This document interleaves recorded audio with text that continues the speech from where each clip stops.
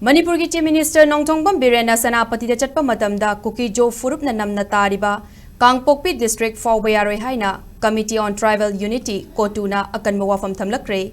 ngarang atengbada Cotu gi President Laminlun Sinchit na press at pongdorakpagi matung inna ngasi Senapati District ki Moran Mai Velesta liang mai furup ki kumhai chagangi Englishingani kungamari da sarugyana na ba chatpada Kangpokpi District Fauduna Chatpa Yaroi Tara Nipan Helak Laba Irang Asida, Cotu na Langak the Tankiba demand sing Kanabagi Mahuta, Mahagna Tabuk Torom Kaya Paikatuna Laba Asi Yaning Day.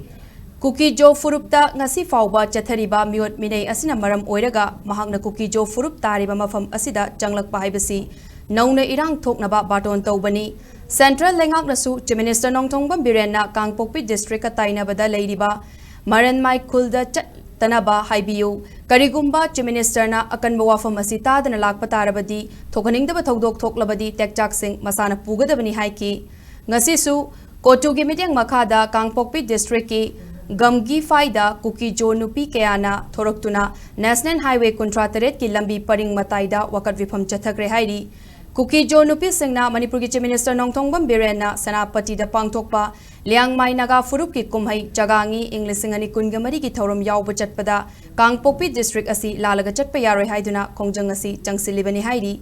Nakalamaromda Chief Minister Nongthongpam Biren di ngasi ayuk Arunachal Pradesh ki damak Imphal International Airport tagi Imphal thadokre haina paugi likul amana hairi.